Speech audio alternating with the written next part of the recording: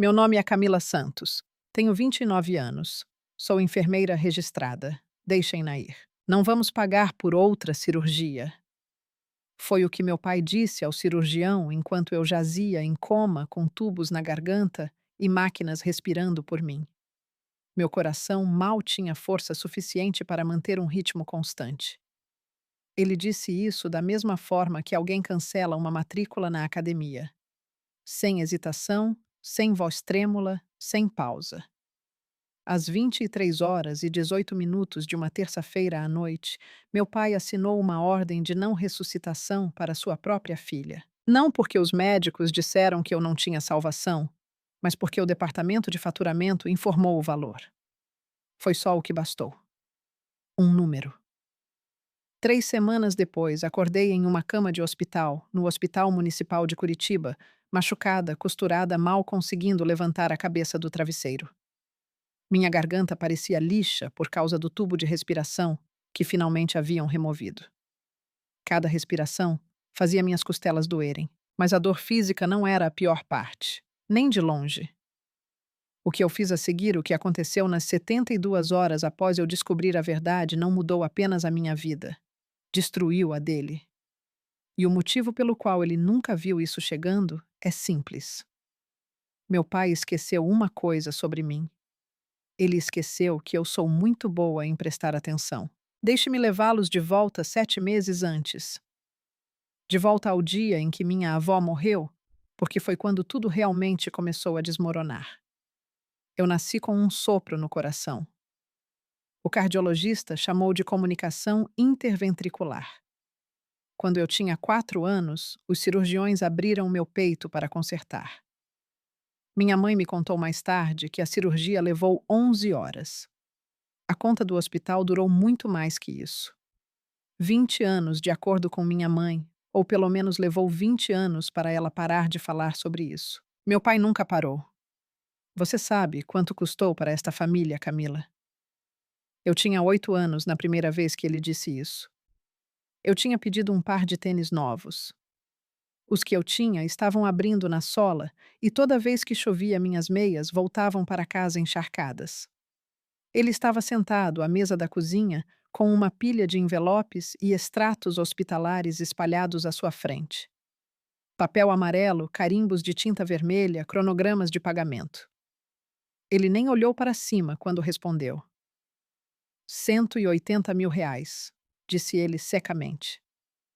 É isso que você custa. 180.000. Aos 8 anos eu não sabia exatamente o que isso significava, mas entendi o suficiente. Não ganhei os tênis. Aos 12 anos, parei de pedir qualquer coisa. Aos 15 eu tomava conta de crianças para 3 famílias diferentes no nosso quarteirão só para pagar meus cadernos, lápis e material escolar. Porque em nossa casa, cada centavo gasto comigo já tinha sido contado antes, e meu pai garantia que eu nunca esquecesse disso. Quando fiz 18 anos, já tinha aprendido algo importante sobre o meu lugar na família Santos. Eu era a despesa. Minha irmã mais velha, Letícia Santos, era o investimento. A diferença entre nós aparecia de 100 maneiras silenciosas, das quais ninguém falava. Letícia ganhou um carro quando fez 16 anos. Um Gol usado, mas ainda assim um carro. Meu pai entregou as chaves para ela na garagem enquanto os vizinhos aplaudiam. Eu pegava o ônibus. Letícia teve a faculdade paga na PUC. Meus pais a ajudaram a arrumar as caixas, compraram os móveis do quarto e a levaram até lá. Eu sentei sozinha à mesa da cozinha, assinando a papelada do meu primeiro FIES. Ninguém discutiu sobre isso. Ninguém pareceu notar a diferença. Letícia ganhava jantares de aniversário em restaurantes. Eu ganhava um bolo de caixinha do supermercado e um cartão de aniversário assinado apenas por minha mãe, Elaine Santos. E a parte estranha é que eu aceitei tudo isso. Essa é a parte mais difícil para as pessoas entenderem. Eu não estava com raiva. Não na época. Eu genuinamente acreditava que devia a eles. Meu pai repetiu a mesma frase tantas vezes ao longo dos anos que ela se tornou um fato em minha mente. Você custou tudo para esta família. Depois de um tempo, as palavras pararam de soar cruéis. Soavam como matemática. 180 mil reais. Esse número vivia na minha cabeça da mesma forma que a cicatriz vivia no meu peito, uma linha fina e pálida, logo abaixo da clavícula da cirurgia que salvou minha vida. Eu carregava essa dívida da mesma forma que carregava meu crachá de enfermeira quando comecei a trabalhar no hospital. Silenciosamente, automaticamente, sem questionar. Havia apenas uma pessoa na minha vida que nunca mencionou essa dívida: minha avó. O nome dela era Margarida Oliveira. Dona Margarida morava sozinha em uma pequena casa de tijolos na Rua das Palmeiras, em São José dos Pinhais. 2 quartos, um banheiro, uma varanda estreita, com um balanço de madeira que rangia toda vez que o vento batia. Ela morou lá por mais de 40 anos. Criou minha mãe ali. Enterrou meu avô a partir daquela casa. E manteve um pequeno jardim vivo atrás da casa por todos os invernos de que se tinha memória. Comecei a visitá-la todos os sábados quando tinha 23 anos. Tinha acabado de me formar em enfermagem. Trabalhava em plantões longos no hospital municipal e estava afogada em parcelas estudantis. A viagem do meu apartamento até a casa dela levava cerca de 40 minutos. Eu parava no mercado. Primeiro levava vegetais frescos e leite, às vezes flores, se estivessem baratas na semana. Media a pressão dela, organizava os remédios e sentava com ela no balanço da varanda. Às vezes conversávamos, às vezes não. Ela gostava de contar histórias de pessoas que eu nunca conheci. Vizinhos que se mudaram há anos, professores da escola local, minha mãe quando era pequena. Mas ela também fazia perguntas que ninguém mais me fazia. Conte-me sobre sua semana querida. Estão tratando você bem naquele hospital? Você lembrou de comer hoje? Ela nunca disse que eu lhe devia nada. Nenhuma vez. Perto do fim de sua vida, porém, ela disse algo que ficou comigo muito tempo depois de eu sair daquela varanda. As mãos dela estavam tremendo naquele dia. Sua voz tinha ficado fina e suave, quase como um sussurro levado pelo vento. Ela apertou minha mão e disse baixinho: Camila, eu cuidei de algumas coisas para você. Sorri para ela, daquele jeito que se sorri para alguém que está flutuando entre memórias. Que coisas, vovó? Quando chegar a hora, disse ela lentamente, um homem chamado André Rocha vai te encontrar. Lembro-me de rir suavemente. Achei que ela estava confusa. Ela andava esquecendo pequenas coisas naquela época. Às vezes repetia a mesma história 2 vezes na mesma tarde. Ela tinha 84 anos. Presumi que a medicação a estava deixando grogue. Apertei a mão dela e disse para não se preocupar. Meu pai odiava que eu a visitasse. Você está gastando gasolina, ele me disse uma vez, parado na porta da cozinha. Ela nem lembra o seu nome. Isso era mentira. Minha avó lembrou de tudo até o dia em que morreu, incluindo coisas que meu pai preferiria que ela tivesse esquecido. Ela morreu em uma manhã de quinta-feira em março. Silenciosamente durante o sono naquela mesma casinha de tijolos na Rua das Palmeiras. Meu pai cuidou dos arranjos do funeral. Ele fez tudo rápido, pequeno, eficiente. Não me deixou ler um elogio. Mantenha curto, ele me disse do lado de fora da funerária, antes de o serviço começar. Não vamos fazer espetáculo disso. Então fiquei na última fileira e disse adeus em silêncio. Minha avó dissera que um homem chamado André Rocha me encontraria algum dia. Na época eu não tinha ideia de quem era. Ainda não. Levaria um acidente de carro, uma ordem de morte assinada e 4 dias em uma cama de hospital antes que esse nome significasse qualquer coisa. 3 meses após o funeral da minha avó, eu estava voltando para casa de um plantão noturno de 12 horas no hospital. Eram 4h17 da manhã. A estrada estava quase vazia. E foi nesse momento que tudo mudou. A rodovia BR-116 estava quase deserta naquela manhã. Uma chuva leve caía do tipo que transforma a estrada em um espelho cinza opaco sob as luzes dos postes. Lembro-me de olhar para o relógio no painel. 4 horas e 17 minutos. Eu estava fazendo o tipo de matemática que as enfermeiras fazem após os plantões noturnos. O tipo cansado. O tipo prático. Se eu pulasse o café da manhã, poderia dormir 6 horas antes do meu próximo plantão.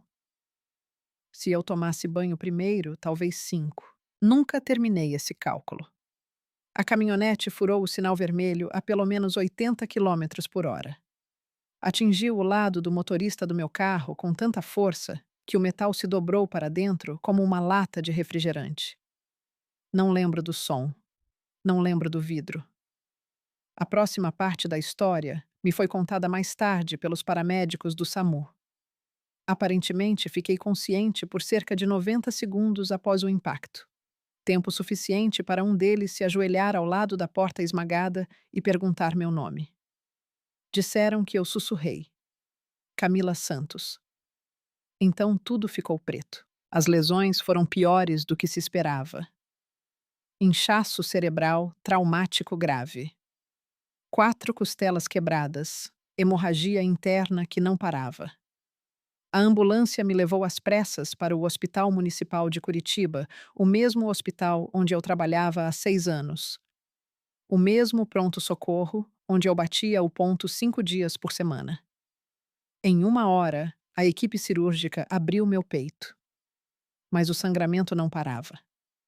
Eles me estabilizaram o suficiente para perceber que precisavam de mais tempo no centro cirúrgico, uma segunda cirurgia e um especialista vascular. E alguém precisava aprovar. Eu não tinha marido, não tinha filhos. O contato de emergência no meu prontuário era o mesmo nome desde que eu tinha 18 anos. Meu pai, Daniel Santos, o parente mais próximo. O hospital ligou para ele às 22 horas e 30 minutos daquela noite. Ele chegou às 22 horas e 47 minutos. Sei o horário exato porque a recepção o registrou nos registros de visitantes. O que ele fez quando chegou é algo que só descobri semanas depois. Ele não foi ao meu quarto. Não perguntou a uma enfermeira como eu estava. Não perguntou se eu estava consciente. Não perguntou se eu estava com dor, ou se tinha acordado pelo menos uma vez. Em vez disso, meu pai caminhou diretamente para o departamento de faturamento do hospital e fez uma única pergunta: quanto isso vai custar? Sei disso por causa de uma mulher chamada Patrícia Souza. Todos no hospital a chamavam de Pati. Pati era a enfermeira-chefe há 28 anos. Tinha uma voz rouca do tipo que podia silenciar um pronto-socorro caótico em 2 segundos. E tinha uma memória que não perdia nada.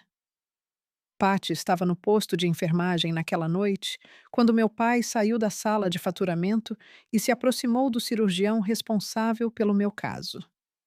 O nome do cirurgião era Dr. Miguel Reis. Patty ouviu toda a conversa. A segunda cirurgia, disse meu pai. Qual é a estimativa? O Dr. Reis respondeu honestamente. Entre 150 e 200 mil, dependendo das complicações. O convênio cobriria a parte, mas ainda haveria um grande custo do próprio bolso, especialmente porque o convênio dela é o plano básico da empresa. Na época, eu achava que era generosidade dele ter me ajudado com planos de saúde anos antes. Depois percebi que era controle. Meu pai nem piscou ao ouvir o valor. Ela não tem um procurador de saúde, disse ele calmamente. Eu sou o pai dela. Eu tomo as decisões. O Dr. Reis assentiu com cuidado. Esse era o protocolo. Quando nenhum procurador é listado, o parente mais próximo se torna o tomador de decisão. E foi aí que meu pai disse as palavras: deixe-na ir. Patty disse que o Dr. Reis não respondeu de imediato. Ele encarou meu pai por vários segundos. Meu pai encarou de volta. Ela tem sido um dreno financeiro a vida inteira, acrescentou ele. Então ele assinou o formulário. Ordem de não ressuscitação. Patty disse que a mão dele estava completamente firme, sem hesitação, sem segundas intenções. Ele colocou a caneta de volta no balcão, perguntou se havia mais algo que precisasse assinar e caminhou em direção ao elevador. Ele nunca foi me ver, nenhuma vez, Não olhou pelo vidro da UTI. Não disse adeus. Ele simplesmente foi para casa. E foi dormir acreditando que pela manhã o hospital ligaria para dizer que sua filha estava morta. O que meu pai não sabia naquela noite era que outra pessoa estava atrás do posto de enfermagem, ouvindo cada palavra. E essa pessoa estava prestes a fazer uma ligação que salvaria minha vida. Patrícia Souza ficou ali, vendo Daniel Santos se afastar, como se tivesse acabado de pagar um bilhete de estacionamento. Mais tarde, quando ela me contou a história, disse que estava segurando a borda do balcão tão forte que seus nós dos dedos ficaram brancos. Ela disse que queria gritar. 28 anos em um hospital mostraram a ela muitas coisas feias. Famílias brigando por dinheiro, filhos abandonando pais idosos, cônjuges discutindo sobre aparelhos de suporte à vida. Mas ver um pai assinar calmamente um papel para deixar a filha morrer por causa do custo da cirurgia era outra coisa. Pati não gritou. Em vez disso, fez algo muito melhor. Sentou-se no computador do posto de enfermagem e abriu meu arquivo de funcionária. Cada enfermeira no hospital municipal preenche um pacote de informações de emergência quando é contratada. Detalhes de contato, informações de seguro-alergias e uma seção que a maioria das pessoas pula porque parece desconfortável. Procurador de saúde. A pessoa legalmente autorizada a tomar decisões médicas se você não puder falar por si mesmo. A maioria das pessoas deixa essa seção em branco.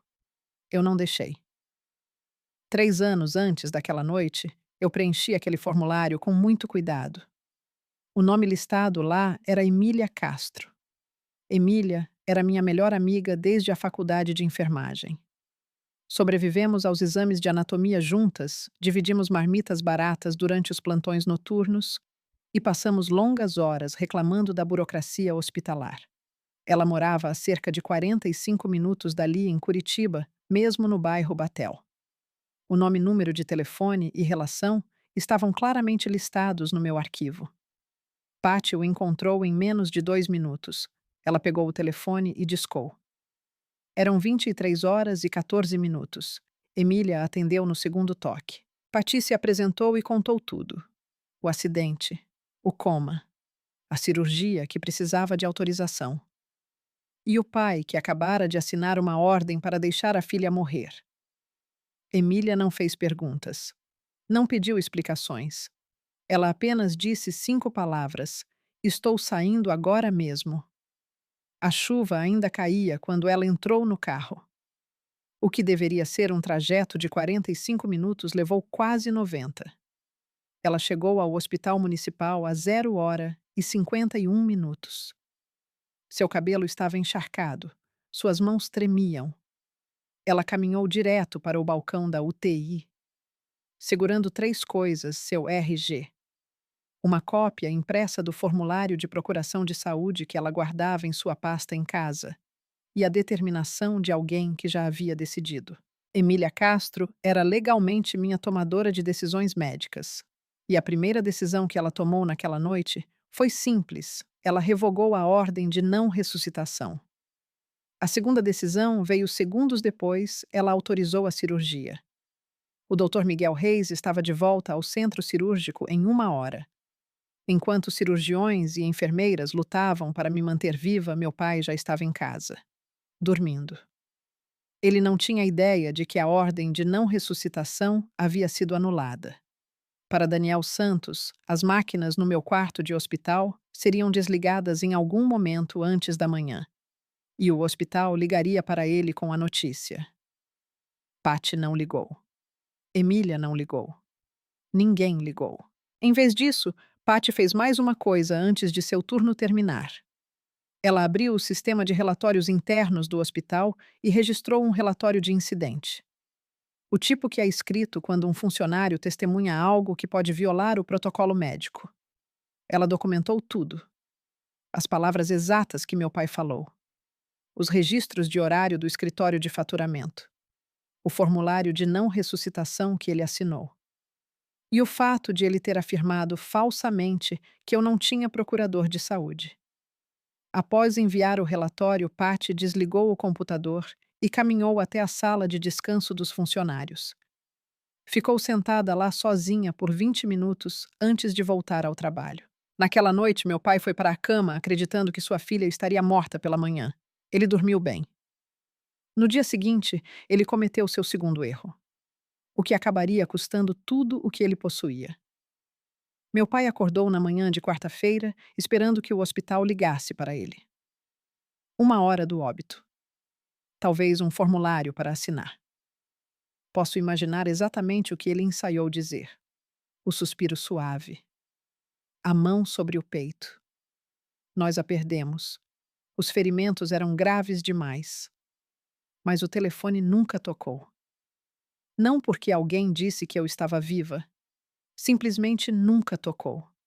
E em vez de ligar para o hospital, ele mesmo, em vez de dirigir até lá para checar sua filha caçula, Daniel Santos passou aquela manhã de quarta-feira fazendo outra coisa inteiramente.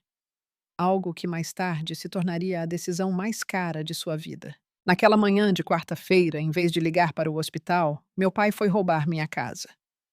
Eu não sabia de nada disso na época. Não saberia os detalhes até semanas depois, quando estivesse acordada e forte o suficiente para fazer perguntas. Depois que documentos começaram a surgir. Depois que advogados começaram a levantar registros nos cartórios. Mas foi isso que aconteceu enquanto eu estava inconsciente em uma cama de hospital. Minha avó, Margarida Oliveira, já havia transferido a casa da Rua das Palmeiras para o meu nome antes de morrer. Ela fez isso silenciosamente. Não contou ao meu pai. Não contou à minha mãe. Ela organizou tudo através de seu próprio advogado, um homem chamado André Rocha. A papelada estava limpa legal, registrada no cartório de registro de imóveis, meses antes de seu funeral. A escritura listava exatamente uma proprietária, Camila Santos. Meu pai não tinha ideia. O que ele sabia era que Margarida Oliveira se fora. A casa estava vazia. E na mente dele vazio significava disponível. Então ele decidiu garantir que a pessoa a reivindicá-la seria ele. Meu pai já tinha um documento preparado, um formulário de procuração. Meu nome estava nele. Minha assinatura também, exceto que eu nunca tinha assinado. Mais tarde, descobrimos como ele fez. Anos antes, quando fiz 18 anos, meu pai insistiu que eu assinasse uma pilha de formulários de consentimento médico ligados aos meus antigos registros cardíacos. Ele guardou cópias.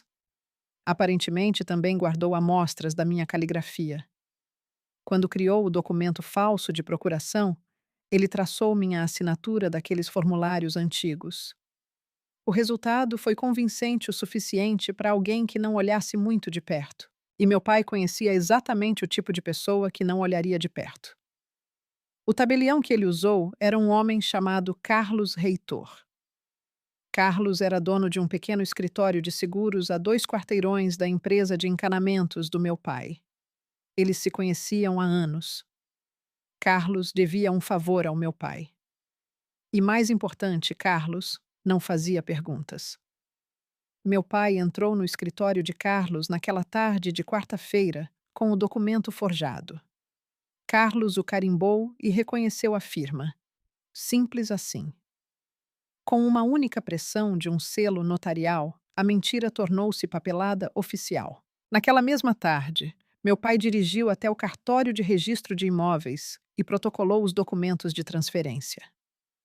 Na quinta-feira, a casa na Rua das Palmeiras havia sido transferida do meu nome para o dele. Na manhã de sexta-feira, meu pai entrou em um banco e usou aquela casa como garantia para um empréstimo. Em uma semana, ele tinha R$ 250 mil em dinheiro vivo. Você pode pensar que esse dinheiro foi para as minhas contas de hospital. Não foi. Não foi para a poupança. Não foi para ajudar a filha que ele acreditava estar morrendo em uma UTI. O dinheiro desapareceu em outro lugar. Foi para pagar dívidas de jogo. Dívidas que meu pai vinha escondendo há anos. Dívidas que ninguém em nossa família conhecia. Nem minha mãe, nem minha irmã Letícia, nem as pessoas da igreja que o elogiavam todo domingo. nem os vizinhos que confiavam nele para consertar seus canos e sistemas de aquecimento. Ninguém sabia, exceto os homens que estavam esperando pelo dinheiro deles. Meu pai achou que tinha resolvido dois problemas de uma vez. As contas de hospital da filha nunca chegariam porque ela estaria morta, e a casa silenciosamente se tornaria dele. Mas havia duas coisas que ele não sabia. Primeiro, ele não sabia que a casa já tinha sido legalmente transferida para mim antes de ele protocolar aqueles documentos. O que significava que os registros do cartório agora continham duas escrituras conflitantes. Segundo ele, não tinha ideia de que Margarida Oliveira tinha contratado um advogado que prestava atenção aos detalhes. E assinaturas forjadas só funcionam enquanto ninguém olha de perto.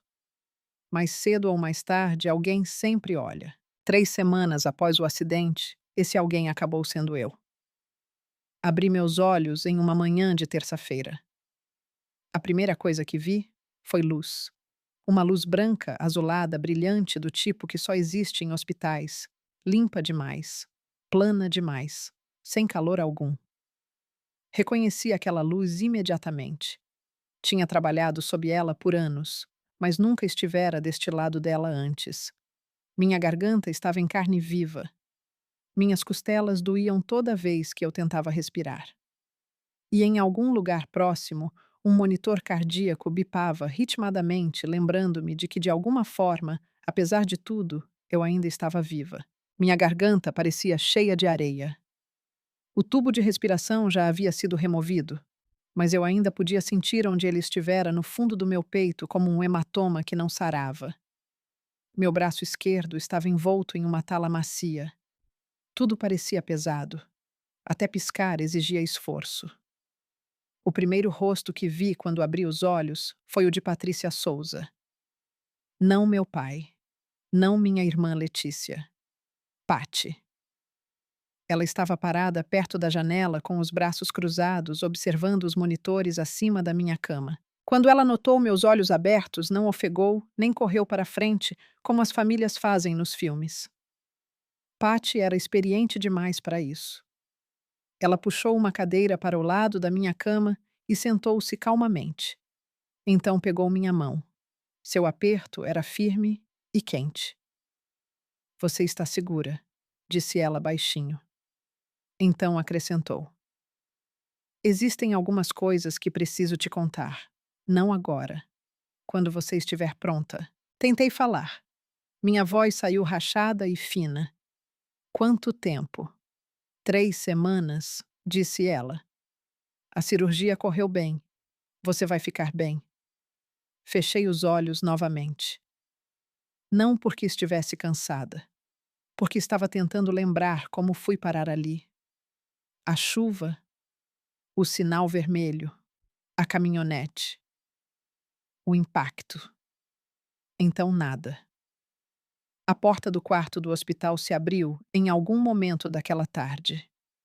Mais tarde, soube a hora exata 14 horas e 17 minutos. As enfermeiras registraram. Meu pai entrou. Daniel Santos parou na porta por um segundo antes de caminhar em direção à minha cama. Observei o rosto dele com cuidado. Trabalhar em uma UTI ensina a ler as pessoas. Eu tinha visto milhares de famílias ao lado de camas de hospital ao longo dos anos. O medo de perder alguém tem uma aparência.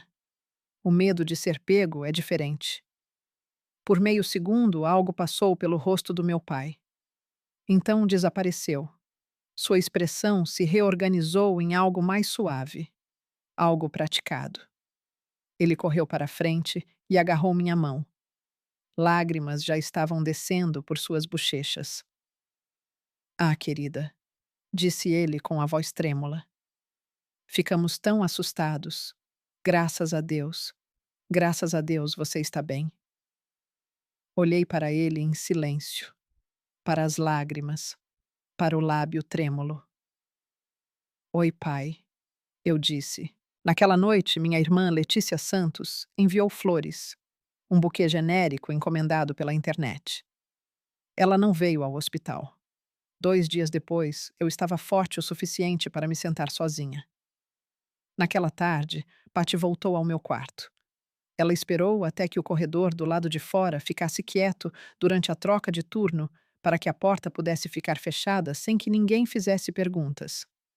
Ela puxou a mesma cadeira para o lado da minha cama, mas desta vez não se sentou de imediato. Ficou parada por um momento, me olhando como alguém tentando decidir por onde começar. Pode falar, Patty, eu disse. Ela sentou-se devagar. Na noite do seu acidente, seu pai veio ao hospital. Eu sei, eu disse. Ele me disse que esteve aqui todos os dias. Patty balançou a cabeça. Ele veio uma vez, apenas uma vez. Mantive minha mão imóvel sobre o cobertor. Naquela noite ele falou com o Dr. Miguel Reis, continuou ela. Ele perguntou sobre o custo da sua cirurgia. Eu não interrompi. Patty continuou baixinho. Ele disse ao Dr. Reis que você não tinha procurador de saúde. Disse que era o único tomador de decisões. E então assinou uma ordem de não ressuscitação. O quarto ficou em silêncio. O monitor cardíaco ao meu lado bipava ritmadamente. Contei os sons. 1, 2, 3. Ele assinou uma DNR, eu disse. Sim. Para mim. Sim. Virei minha cabeça lentamente em direção a ela. O que exatamente ele disse? Patty manteve meu olhar. As palavras exatas dele foram registradas no relatório de incidente. Ela falou devagar. Deixe-na ir. Não vamos pagar pela cirurgia. Ela tem sido um dreno financeiro a vida inteira. Fechei meus olhos. Não porque estivesse em choque. Porque ouvir aquelas palavras em voz alta finalmente deu forma a algo que eu sempre senti, mas nunca nomeei. Minha vida inteira fora um número, uma conta, um custo que nunca parava de crescer. Abri meus olhos novamente. Como estou viva? Patty respondeu imediatamente. Eu encontrei sua procuração de saúde no seu arquivo de funcionária. Emília Castro. Eu liguei para ela. Assenti devagar. Emília. Ela dirigiu até aqui no meio da noite e autorizou a cirurgia, disse Patty. Tudo o que seu pai disse está documentado. Registros de horário, relatório de incidente. Tudo. Encarei o teto por um longo tempo. Então me virei para Patty. Me dê meu celular. Ela estendeu a mão na gaveta da minha mesa de cabeceira e o entregou para mim. Quando a tela ligou, vi 32 chamadas perdidas do meu pai. 11 de Letícia. Passei por todas elas. Em vez disso, abri minha lista de contatos e procurei por um nome que não chamava há meses. Um nome que minha avó mencionara naquele balanço da varanda. André Rocha. O telefone tocou 2 vezes antes de alguém atender. André Rocha falando. A voz do outro lado era calma comedida, o tipo de voz que pertencia a alguém que passou a vida lendo documentos legais e raramente achava algo surpreendente. Apertei o celular. Doutor André, eu disse suavemente. Meu nome é Camila Santos. Minha avó Margarida Oliveira me disse que algum dia o senhor estaria esperando minha ligação. Ele me interrompeu gentilmente. Eu sei quem você é, senhora Santos. Estou tentando entrar em contato com a senhora há 4 meses. Apertei o celular com mais força. Minhas costelas protestaram quando mudei de posição na cama do hospital, mas ignorei a dor. O que o senhor quer dizer com estar tentando entrar em contato comigo? André Rocha falou no tom calmo de quem está acostumado a entregar informações complicadas. Sua avó veio ao meu escritório 2 anos antes de morrer. Ela foi muito clara sobre o que queria. Ele fez uma breve pausa, como se revisasse a memória. Ela me disse que queria preparar um testamento de forma privada, não através do advogado da família, nem através de ninguém que o filho dela pudesse conhecer. Ele continuou.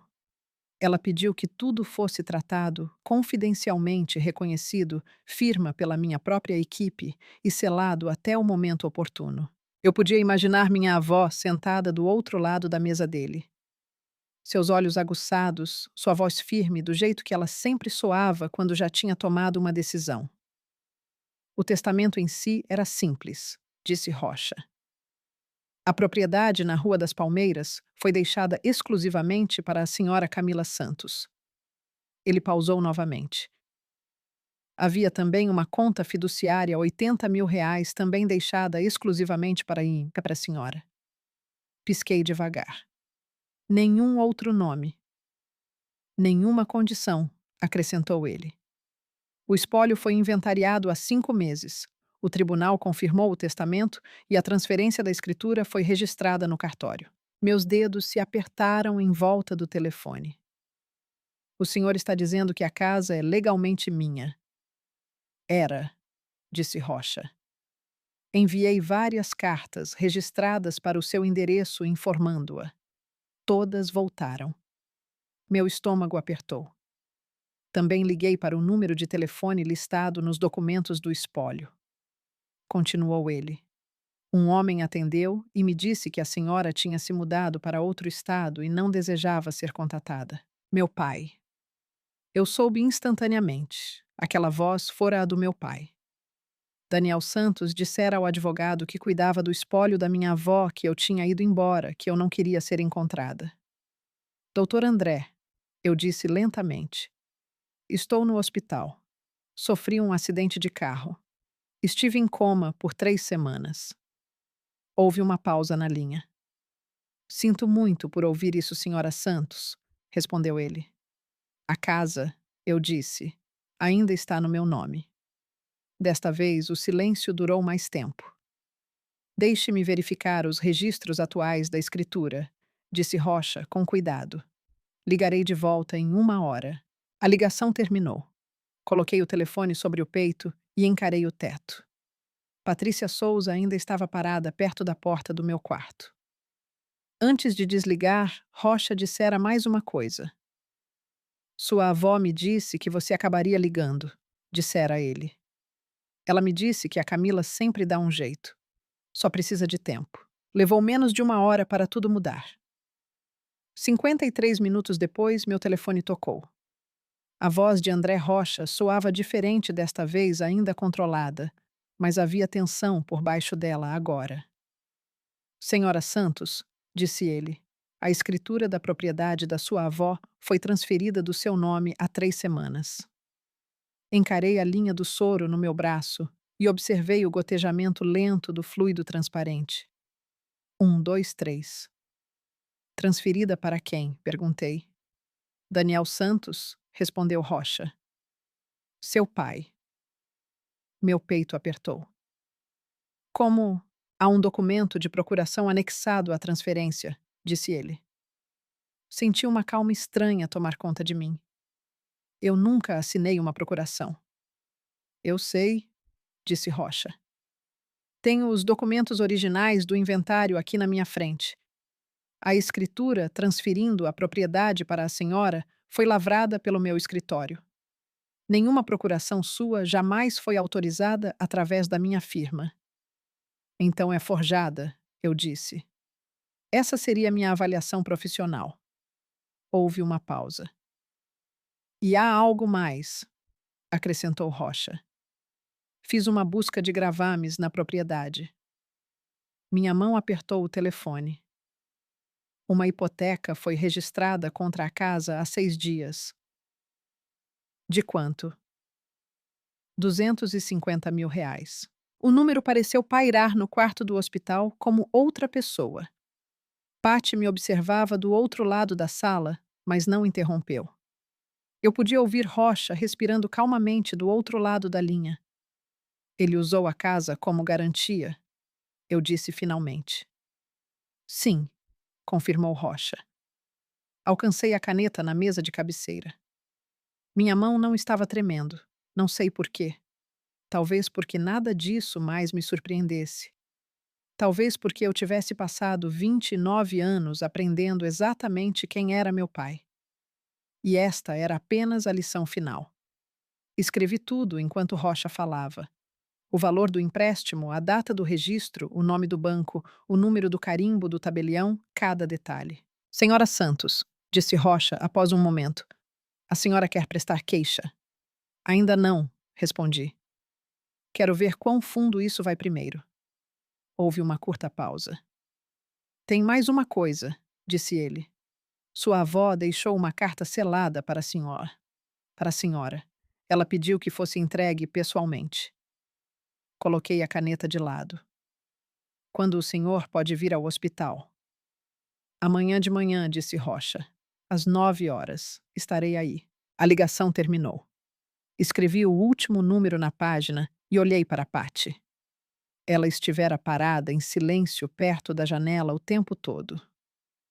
Patty, eu disse, que horas meu pai assinou a DNR? Ela não hesitou. 23 horas e 18 minutos. Escrevi isso também. Na tarde seguinte, meu pai entrou no meu quarto de hospital, carregando um buquê de rosas amarelas e um pote plástico com bolo de banana. A Letícia assou para você, disse ele com um sorriso. Meu pai colocou as flores e o bolo na pequena mesa ao lado da minha cama. Então ele se inclinou, beijou minha testa e sentou-se na cadeira ao meu lado com um suspiro longo e pesado de um homem carregando o peso do mundo. Ele era bom nisso na performance. Eu tinha visto isso a vida inteira em reuniões de pais e mestres, em festas da igreja, em jantares de feriado, onde os vizinhos o elogiavam por ser um pai tão dedicado. Daniel Santos sabia exatamente como interpretar o papel do provedor cansado. O homem silencioso que sacrificou tudo e nunca reclamou. Os médicos dizem que você estará de pé em uma semana, disse ele apertando minha mão gentilmente. Não se preocupe com nada. Nós cuidaremos disso. Obrigada, pai. Eu disse suavemente. Um momento depois, a porta se abriu novamente. Minha irmã, Letícia Santos, entrou no quarto. Era sua primeira visita desde o acidente. Ela ficou ao pé da minha cama, segurando o celular em uma das mãos. Sorriu, mas o sorriso não chegou aos olhos. Ficamos tão preocupados, disse ela rapidamente. Não consegui dormir por semanas. Olhei para ela. Ela olhou além de mim, em direção à janela. Meu pai inclinou-se mais perto de mim, baixando a voz naquele tom quente que usava sempre que queria que alguém se sentisse seguro. Não se preocupe com as contas médicas, querida, disse ele. Vamos resolver tudo como uma família. É isso que as famílias fazem. Como uma família. O homem que tinha assinado um papel que teria me deixado morrer estava agora sentado ao lado da minha cama, segurando minha mão e falando sobre família. Como uma família, repeti baixinho. Apertei a mão dele. Sorri. Ele sorriu de volta satisfeito. Ele acreditava que o roteiro estava funcionando. Eles ficaram por 40 minutos. Meu pai falou sobre o tempo, sobre um jogo do Coritiba que viu na televisão, sobre um serviço de encanamento que terminou no sábado anterior. Letícia checou o celular 11 vezes. Então eles saíram. Observei a porta se fechar atrás deles. Por 10 segundos não me mexi. O quarto estava em silêncio. Então peguei meu telefone. Liguei para André Rocha. Doutor André, eu disse quando ele atendeu. Quando o senhor puder vir ao hospital, por favor, traga a carta. André Rocha chegou na manhã seguinte, exatamente às 9 horas. Ele era mais baixo do que eu imaginara, um homem quieto, usando um terno cinza, óculos de armação prateada e carregando uma maleta de couro que parecia ter sido usada por décadas. Ele apertou minha mão com cuidado, atento à linha do soro, e puxou uma cadeira para o lado da cama. Sua avó falava de você com frequência, disse ele. Em cada reunião que tínhamos, ela mencionava você. Ele abriu a maleta. Dentro havia um envelope pardo selado. Reconheci a caligrafia imediatamente. Fina, cuidadosa. Margarida Oliveira, minha avó. Meu nome estava escrito na frente. Apenas 2 palavras, Camila. Quebrei o selo devagar. Dentro havia uma única folha de papel dobrada 2 vezes. Sua letra era firme. Ela a escrevera enquanto ainda conseguia segurar uma caneta sem a mão tremer. Comecei a ler. Camila, eu sei que seu pai vai tentar tirar tudo. Ele já tirou muitas coisas ao longo dos anos. Minha pensão, minhas economias, coisas que nunca te contei porque não queria destruir a família. Esse foi o meu erro. Não cometa o mesmo. A casa é sua. O dinheiro é seu. O doutor André tem toda a papelada. Não deixe ninguém tirar o que te pertence, nem mesmo seu pai. Especialmente seu pai. Você é mais forte do que eu jamais fui querida. Você sempre foi. Sinto muito por não ter dito isso enquanto ainda podia segurar sua mão. Terminei de ler a carta e as palavras ficaram embaçadas na minha frente. Foi a primeira vez que chorei desde que acordei do coma. Não porque fosse fraca, mas porque minha avó tinha me visto. Realmente me visto. E ela tinha se preparado para este momento silenciosamente, da mesma forma que sempre fizera tudo em sua vida. Sem pedir reconhecimento, sem aplausos. André esperou pacientemente.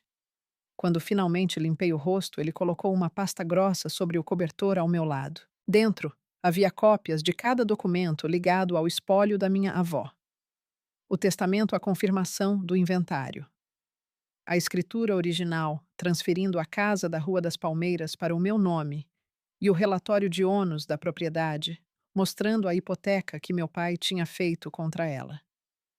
Você tem tudo o que precisa, disse Rocha calmamente. O que você quer fazer?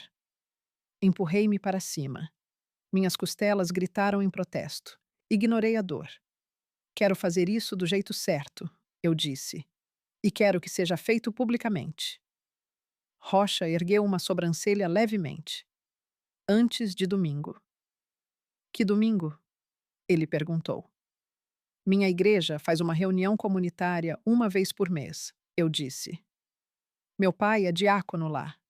Ele nunca falta. 5 dias depois de acordar, o hospital me deu alta. Eu ainda estava dolorida, ainda roxa, ainda me movendo mais devagar que o normal, mas conseguia caminhar. Conseguia pensar. E conseguia tomar decisões. Isso era tudo o que importava. Às 10 horas daquela manhã, meu pai chegou para me buscar. Ele trouxe uma mala.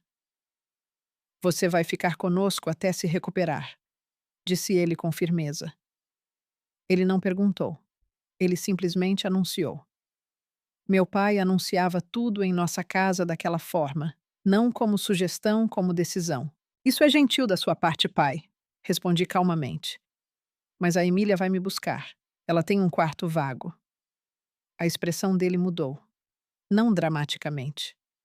Meu pai passara a vida praticando controle. Sua máscara nunca escorregava muito.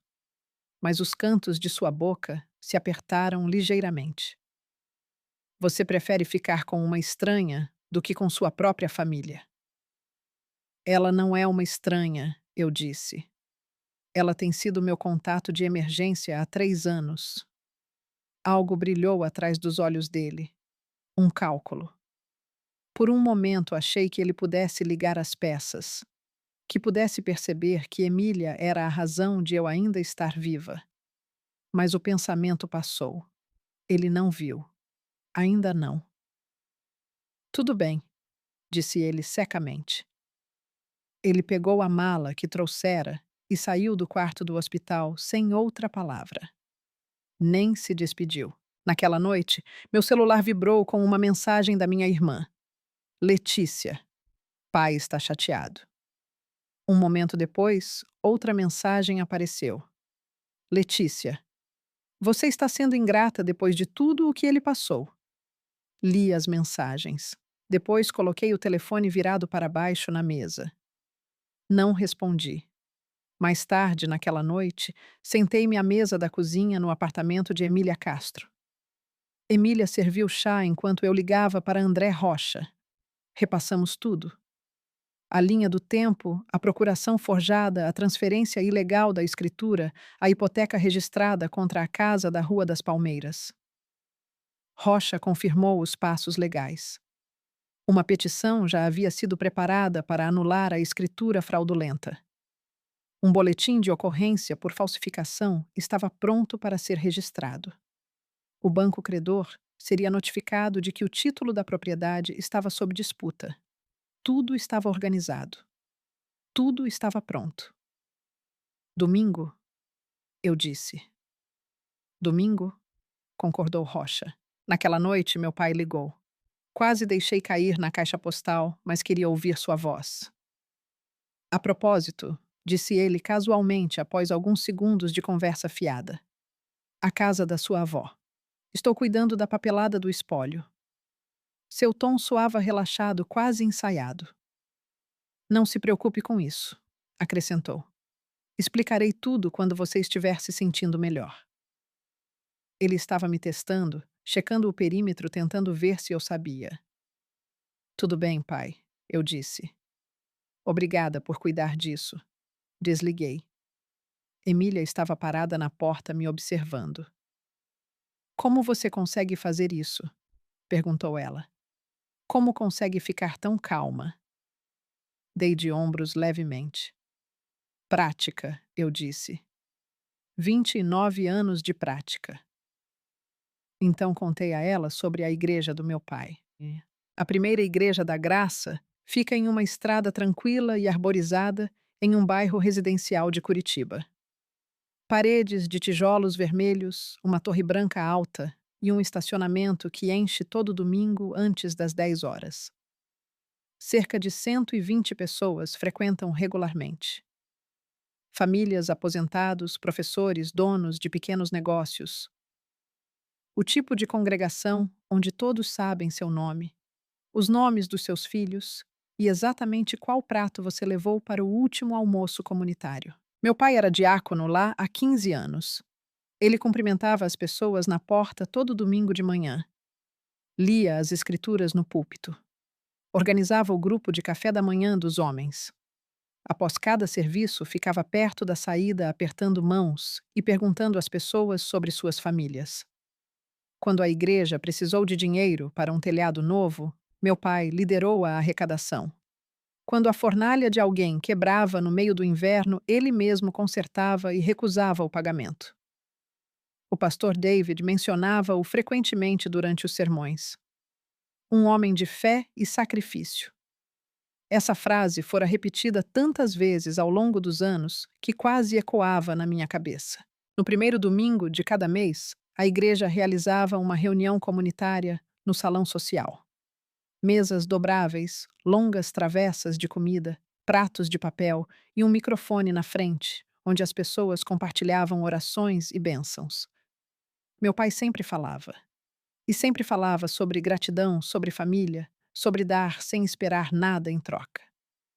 120 pessoas acreditavam em cada palavra que ele dizia. Este próximo domingo era o primeiro domingo do mês. No sábado à noite, liguei para André Rocha. Pode estar lá amanhã, ao meio-dia? Perguntei. Estarei lá às 11h30, respondeu ele. Encerrei a ligação e recostei no sofá de Emília. Minhas costelas ainda doíam quando eu respirava muito fundo. Os hematomas nos meus braços tinham desbotado de roxo escuro para amarelo. Eu conseguia caminhar novamente sem fazer careta. Lentamente, com cuidado, mas ereta. Eu não estava planejando um escândalo. Estava planejando uma conversa.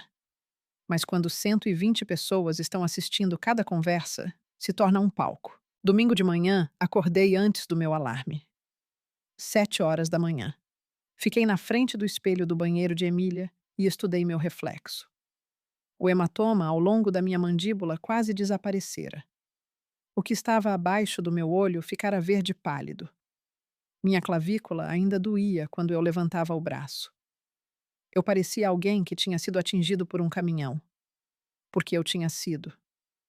Coloquei uma camisa branca de botão e calças pretas. Nada extravagante. Nenhuma joia, exceto os pequenos brincos de prata que minha avó me dera no meu aniversário de 21 anos. Prendi o cabelo. Lavei o rosto, não usei maquiagem. Então peguei a pasta parda esperando na mesa da cozinha. Dentro estavam cópias de tudo. O testamento da minha avó, a escritura original, colocando a casa da Rua das Palmeiras no meu nome, os registros do cartório mostrando a hipoteca que meu pai fizera e o relatório de incidente do hospital que Patty me dera. Aquele com as palavras exatas do meu pai, impressas claramente em papel timbrado oficial. Deixe-na ir. Não vamos pagar pela cirurgia. Deslizei a pasta na minha bolsa. Emília dirigiu. Nenhuma de nós falou muito durante o trajeto. Às 11h20, ela entrou na rua que levava à igreja e estacionou perto dos fundos do lote. Tem certeza disso? Perguntou ela baixinho. Nunca tive tanta certeza, eu disse. Ela apertou minha mão. O que quer que aconteça lá dentro, estarei bem aqui fora. Assenti. Então abri a porta do carro. André Rocha já estava lá. Estava perto da entrada da igreja. Terno cinza maleta de couro, a postura paciente de um homem que cobra por hora e nunca tem pressa. Ele me viu e deu um pequeno aceno. Entrei pelas portas da igreja. O serviço já havia começado. Hinos suaves enchiam a sala. O cheiro de carpete velho e café pairava no ar. Escorreguei silenciosamente para o último banco e sentei-me. Meu pai estava sentado na primeira fila. Ele se virou quando ouviu a porta abrir. Seu rosto iluminou-se imediatamente. O pai orgulhoso, o diácono grato, o homem de fé e sacrifício. Ele levantou a mão e acenou. Acenei de volta, um aceno pequeno, um aceno paciente. Letícia estava sentada ao lado do meu pai na primeira fila. Ela olhou para trás quando entrei. Nossos olhos se encontraram por meio segundo. Ela não acenou. O serviço terminou exatamente ao meio-dia. As pessoas se espreguiçaram e lentamente começaram a se dirigir para o salão social. Era uma sala ampla com teto baixo e luzes fluorescentes brilhantes. Mesas dobráveis foram organizadas em fileiras pelo chão. Bandejas de alumínio cheias de arroz, feijão, lasanha e maionese forravam as mesas. Pratos de papel estavam empilhados ao lado de torres de guardanapos. Perto da frente da sala estava um microfone que era sempre usado durante a reunião mensal. Meu pai já estava lá. Ele sempre estava. Daniel Santos parou ao lado do microfone, com as mãos entrelaçadas à frente, esperando a sala silenciar. 120 pessoas encontraram seus lugares. Cadeiras rasparam suavemente contra o piso de linóleo enquanto as crianças corriam entre as mesas.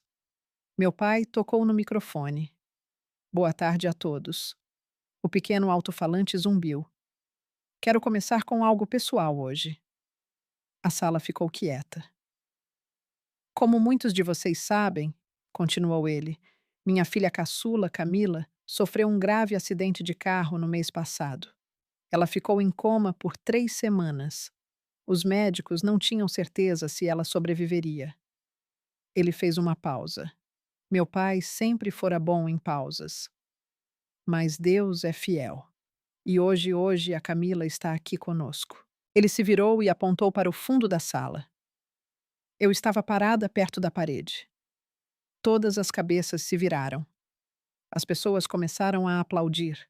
Aplausos calorosos. Aplausos reais. Uma mulher na segunda fila pressionou a mão contra o coração. Um senhor idoso assentiu solenemente. Como pai, continuou meu pai, sua voz falhando exatamente no momento certo. Não há nada mais aterrorizante do que quase perder um filho. Rezei todas as noites, nunca saí do lado dela. As palavras aterrissaram no meu peito. Não como uma ferida, como uma chave girando lentamente em uma fechadura. Nunca saí do lado dela. Ele acabara de dizer isso para 120 pessoas que não tinham motivo para duvidar dele. Família é tudo, continuou ele. É isso que sempre tentei ensinar às minhas filhas. Ele olhou para mim. Sorriu. Então abriu os braços ligeiramente, o gesto universal de um pai acolhendo o filho. Sorri de volta. Então comecei a caminhar em direção a ele. A sala observava com expressões suaves e esperançosas. Pai, eu disse quando cheguei à frente da sala alto o suficiente para as primeiras fileiras ouvirem. Posso dizer algumas palavras. Ele não hesitou. Não podia. Não depois de me apresentar como um milagre na frente de toda a congregação. Claro, querida, disse ele. Ele me entregou o microfone com um sorriso confiante. Então se afastou, entrelaçando as mãos atrás das costas, interpretando perfeitamente o pai apoiador. O microfone parecia quente na minha mão. Não olhei para ele. Olhei para a sala. Obrigada a todos pelas orações, comecei. Sou grata por estar aqui hoje. Então fiz uma pausa. Mas eu preciso corrigir algo que meu pai acabou de dizer. A sala ficou completamente imóvel. O sorriso do meu pai desapareceu levemente. Meu pai não rezou ao lado da minha cama de hospital. Continuei. Ele veio ao hospital uma vez na noite do acidente. E não foi para me ver. Ele foi para o departamento de faturamento primeiro. Algumas pessoas se mexeram nas cadeiras. Depois disso, ele falou com meu cirurgião e perguntou quanto a cirurgia custaria. Pude sentir meu pai se mover ao meu lado. Não me virei. E quando o médico lhe disse o valor, continuei. Ele disse algo que foi escrito em um relatório oficial de incidente do hospital. Respirei fundo. As palavras exatas dele foram: deixe-na ir. Não vamos pagar pela cirurgia. Ela tem sido um dreno financeiro a vida inteira. O silêncio caiu sobre a sala. Não o tipo confortável. O tipo que pressiona contra os ouvidos. Alguém na fileira do meio inspirou bruscamente. Uma mulher na frente cobriu a boca. Então ele assinou uma ordem de não ressuscitação. Segurei o microfone com firmeza.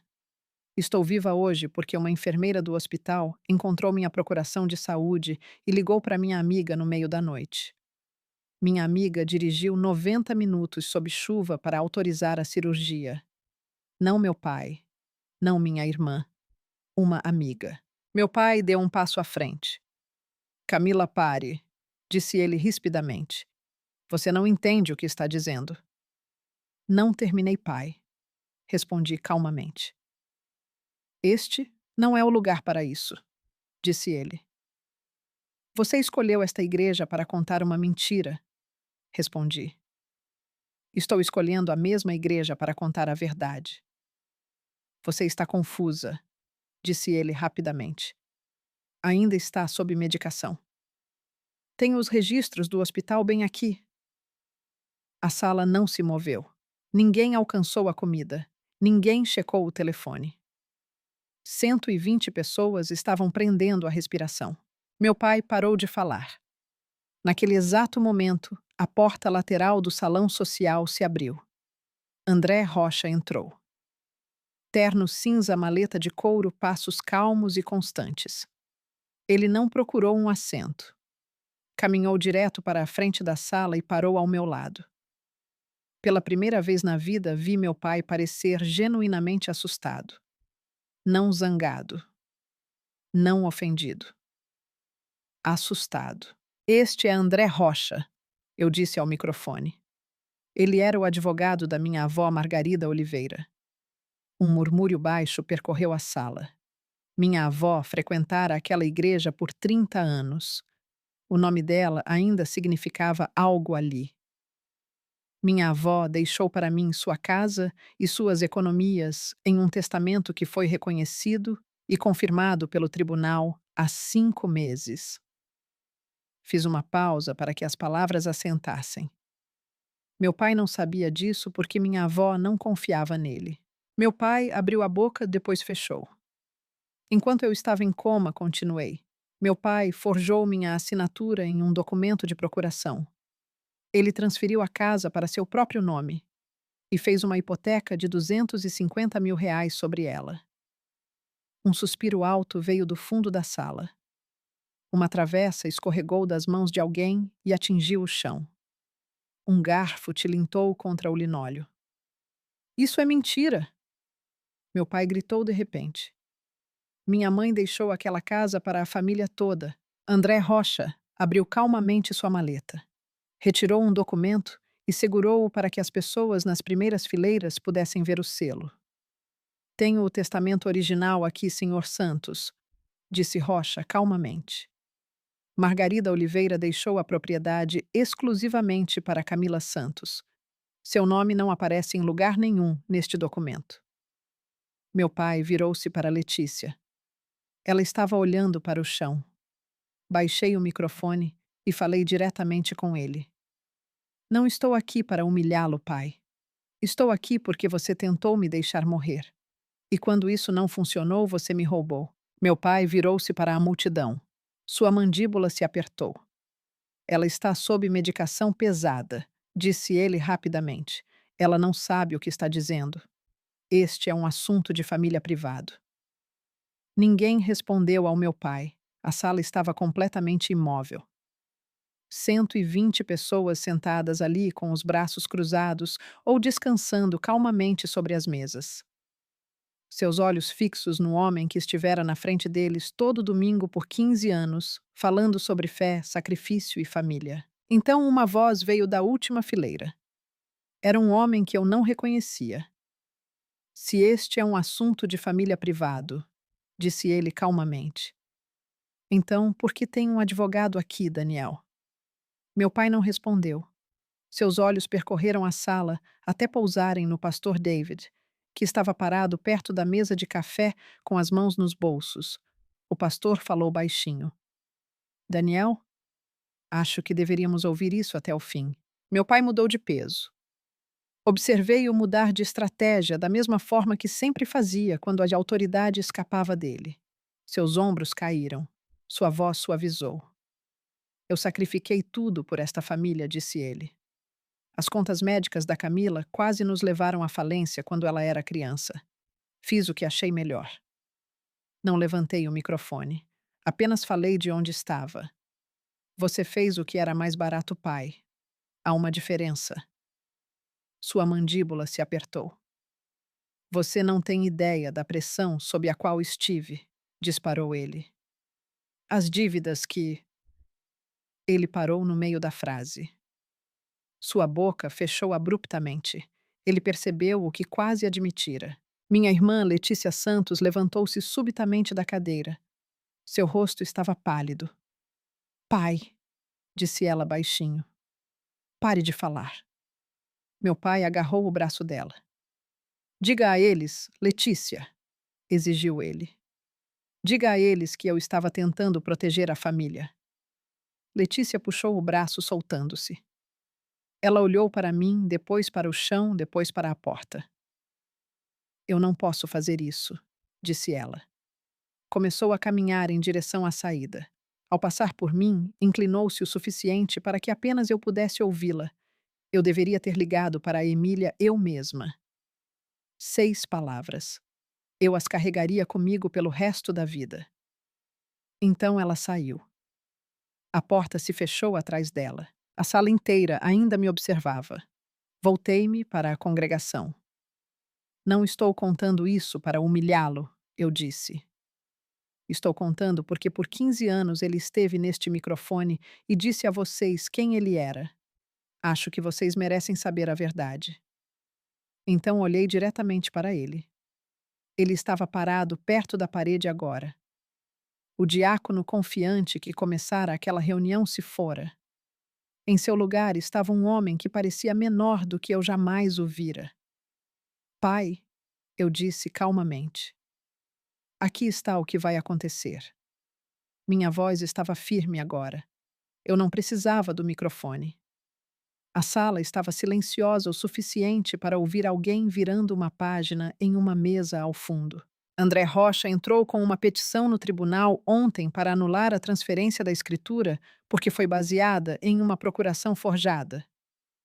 A mandíbula do meu pai cerrou-se. O banco que concedeu a hipoteca foi notificado de que o título da propriedade está sob disputa. Sua mão esquerda começou a tremer. O empréstimo foi bloqueado. Também registrei um boletim de ocorrência na sexta-feira. Continuei. falsificação e estelionato. O tabelião que carimbou seu documento foi nomeado no relatório. Meu pai deu um pequeno passo para trás. Você será obrigado a devolver os 250 mil reais integralmente, eu disse. Ou enfrentará acusações criminais. Sua voz saiu rouca. Você mandaria seu próprio pai para a cadeia. Olhei diretamente para ele. Você assinou um papel para deixar sua própria filha morrer. O salão social prendeu a respiração. Uma criança em algum lugar perto do fundo sussurrou uma pergunta e foi rapidamente silenciada pela mãe. Não estou te mandando para lugar nenhum, pai, eu disse baixinho. Estou te dando uma chance de fazer a coisa certa. Isso é mais do que você me deu. Ao meu lado, André Rocha fechou a maleta com um clique suave. As petições já estão no tribunal, senhor Santos, disse ele calmamente. Isto não é uma negociação. Meu pai virou a cabeça lentamente e olhou ao redor da sala. Observei-o fazer isso. Um rosto por vez. Estas eram pessoas que ele conhecia há anos. João, cujos canos ele consertava todo o inverno. Dona Sully, que lhe trazia café após cada culto de domingo. Roberto, o outro diácono que trabalhara ao seu lado por mais de uma década. Todos olhavam de volta para ele. Nenhum deles desviou o olhar. Nenhum deles deu um passo à frente para defendê-lo. Meu pai sentou-se pesadamente na borda da mesa dobrável mais próxima. Não em uma cadeira. Apenas na mesa. Enterrou o rosto nas mãos. Roberto caminhou até ele e colocou uma mão firme em seu ombro. Não um gesto de conforto, um gesto final. Daniel, disse Roberto baixinho. Acho que você deveria ir embora. Meu pai levantou-se. Caminhou lentamente em direção à porta. Seus sapatos não faziam som contra o piso de linóleo. Na porta, ele se virou e olhou para mim. Seus olhos estavam vermelhos. Sua boca abriu como se quisesse dizer algo. Uma frase final. Um último discurso que restauraria a sala. Mas nada saiu. Ele foi embora. Coloquei o microfone sobre a mesa mais próxima. Minhas mãos estavam firmes. Minhas costelas ainda doíam. Eu não me importava. Sinto muito por interromper o domingo de vocês, disse para a sala. Minha avó, Margarida Oliveira, amava esta igreja. Ela gostaria que a verdade fosse dita aqui. Duas mulheres caminharam até mim e me abraçaram. Um homem que eu nunca conhecera apertou minha mão em silêncio. Do outro lado da sala, vi Patrícia Souza, que chegara silenciosamente antes do serviço e estivera perto da mesa de café o tempo todo. Ela encontrou meus olhos e deu um único aceno firme. Então alguém tocou meu armo. Virei-me. Uma senhora idosa de cabelos brancos e um cardigã estava ao meu lado. Seus óculos pendiam de uma corrente fina no pescoço. Sou a dona Dirce, disse ela gentilmente. Sua avó e eu sentamos juntas todo domingo por 20 anos. Assenti. Minha garganta parecia apertada. Ela falava de você toda semana, disse Dirce. Tinha tanto orgulho de você, Camila. Nunca parava de falar de você. Eu passara a vida inteira acreditando que era invisível no mundo do meu pai. Margarida Oliveira garantira que isso não fosse verdade. Em 24 horas, tudo o que meu pai construíra começou a desmoronar. Na manhã de segunda-feira, o banco bloqueou a hipoteca. Ao meio-dia, um advogado de fraudes do banco contatou André Rocha. O título da propriedade foi oficialmente sinalizado como disputado. O empréstimo foi suspenso. Meu pai não podia acessar o dinheiro, não podia refinanciar, não podia vender a casa. Os 250 mil reais que ele já tinha gasto tinham ido embora, e a dívida agora pertencia inteiramente a ele. Naquela mesma tarde, o tribunal aceitou a petição de Rocha para anular a transferência da escritura. Às 15 horas e 15 minutos, um oficial de justiça bateu na porta da frente do meu pai e lhe entregou uma intimação judicial. Um vizinho do outro lado da rua assistiu a tudo enquanto pegava a correspondência. A polícia abriu uma investigação formal por falsificação e fraude. O tabelião Carlos Heitor foi nomeado no relatório. Na terça-feira, Carlos já havia contratado seu próprio advogado e estava colaborando com os investigadores. Meu pai estava sozinho. As notícias viajaram pela igreja mais rápido do que qualquer sermão jamais viajara. Na noite de terça-feira, o conselho da igreja votou unanimemente para remover Daniel Santos de sua posição como diácono. Roberto ligou para ele pessoalmente. Meu pai não discutiu, não compareceu à reunião. Sua empresa de encanamento começou a perder clientes quase imediatamente. 3 cancelamentos na segunda-feira, mais 5 na quarta-feira. A maioria deles eram membros da igreja. Um deles foi o João. João enviou a ele uma mensagem de texto com uma única frase: "Não venha mais à minha casa." Meu pai me ligou às 22 horas daquela noite. Atendi.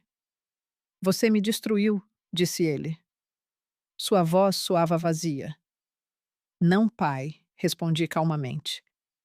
"Você se destruiu. Eu apenas parei de encobrir você." Ele desligou. Mais tarde, naquela semana, André Rocha encontrou algo mais. 3 anos antes, meu pai mudara o beneficiário do meu seguro de vida. O nome fora alterado de Emília Castro para Daniel Santos. Minha assinatura estava no formulário, mas eu nunca tinha assinado. Meu pai tinha um plano para cada versão da minha morte. Nenhum desses planos envolvia me salvar. 3 dias depois, meu telefone tocou novamente. Desta vez, era Letícia. Eu estava sentada no sofá de Emília, com uma bolsa de água quente nas costelas e uma xícara de chá esfriando na mesa. Encarei o telefone por 2 toques inteiros antes de atender. "Camila", disse Letícia. Sua voz estava carregada de lágrimas. Eu podia ouvir imediatamente em sua respiração. "Preciso dizer uma coisa", disse ela. "Então diga", respondi. Houve uma pausa na linha. Então as palavras saíram todas de uma vez. Eu sabia sobre a DNR. Eu não disse nada. Eu estava na sala de espera quando o pai foi falar com o médico. Continuou ela. Ele me contou o que ia fazer. E eu não o impedi. Não disse nada.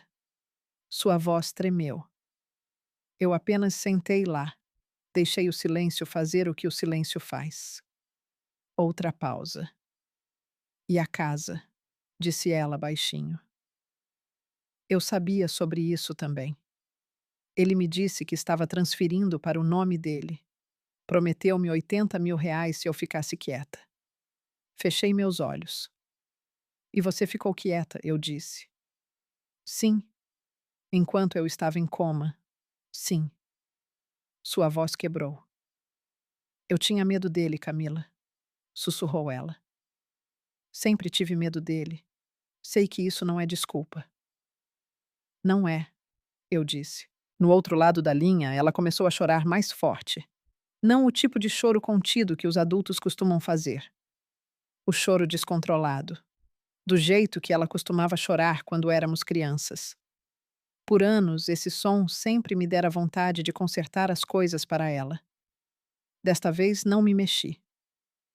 "Não estou pedindo que você me perdoe", disse Letícia entre soluços. "Sei que não mereço." "Você está certa", eu disse. "Não merece, não agora." Houve um longo silêncio. "Mas também não vou fingir que você não existe", eu disse finalmente. "Se você algum dia quiser reconstruir algo comigo, não com o dinheiro do pai, você sabe onde me encontrar."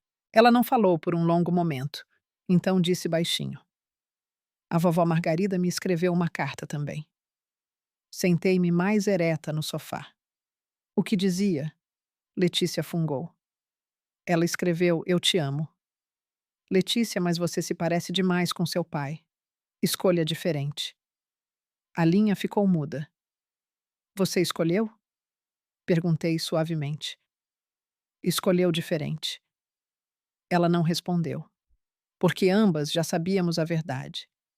O perdão não é algo que se deva a ninguém, mas a porta não está trancada. Está apenas fechada.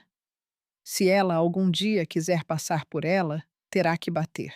Um mês depois, a escritura da casa na Rua das Palmeiras foi oficialmente restaurada para o meu nome. O tribunal anulou a transferência fraudulenta em uma manhã de quarta-feira. André Rocha me ligou às 10 horas para contar a decisão. Agradeci a ele. Ele riu suavemente. Agradeça a sua avó, disse ele. Então pausou antes de acrescentar. Ela teria adorado ver o que você fez naquele salão social. Meu pai enfrentou acusações criminais, falsificação, estelionato e fraude bancária.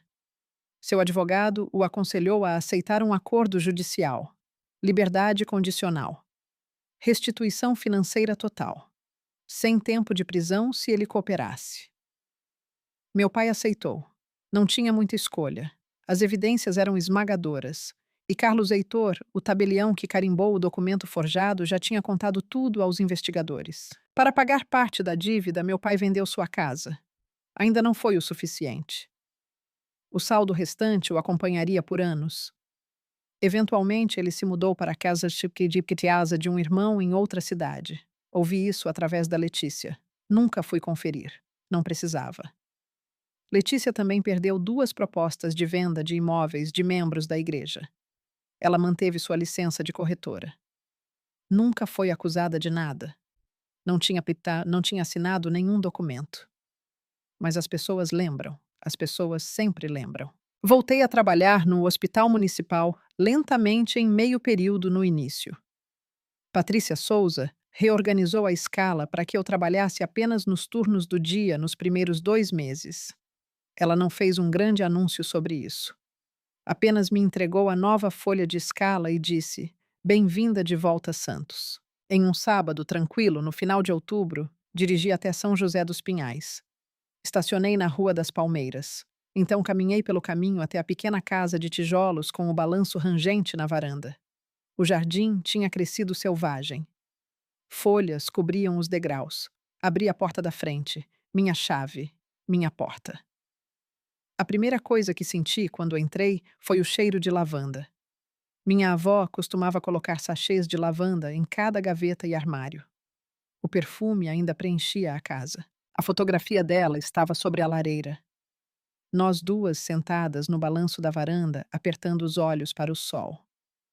Não lembro quem tirou a foto. Sentei-me em sua antiga cadeira de balanço. Não liguei a televisão.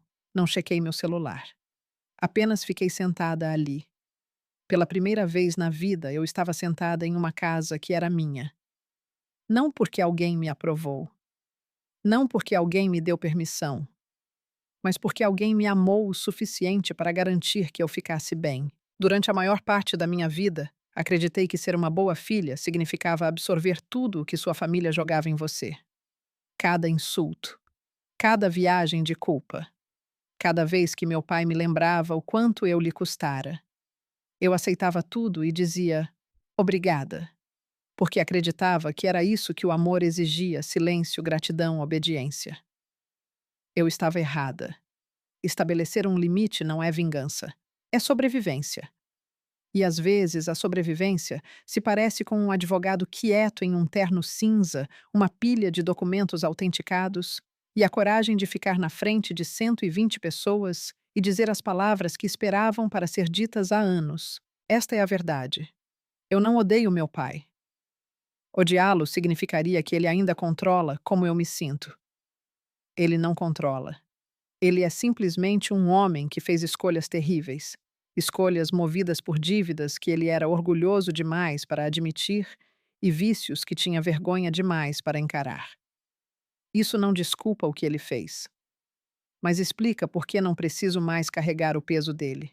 Se você se reconhece em qualquer parte disso, na culpa, no silêncio, na crença de que deve, a pessoas que te machucam, ouça isto claramente: você não deve. Você não deve a ninguém a sua saúde. Você não deve a ninguém a sua casa. E você certamente não deve a ninguém a sua vida. Minha avó Margarida me ensinou isso.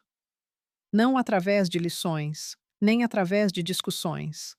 Através de uma carta, uma casa e um advogado chamado André Rocha. Eu ainda vou à igreja a propósito. Só não a mesma. Prédio diferente, mesmo Deus. Congregação menor, café melhor. E sento na primeira fila. Não porque precise de atenção, mas porque cansei de me esconder no fundo. Por muito tempo acreditei que amor significava resistência. Achei que ser uma boa filha significava aceitar o que quer que minha família colocasse nos meus ombros sem questionar. Mas o que aprendi é algo muito mais honesto. Amor sem respeito torna-se lentamente uma dívida que nunca para de crescer. Estabelecer um limite não é crueldade. E dizer a verdade não é traição. Às vezes é a única maneira de proteger a parte de você que ainda acredita que a vida pode ser justa.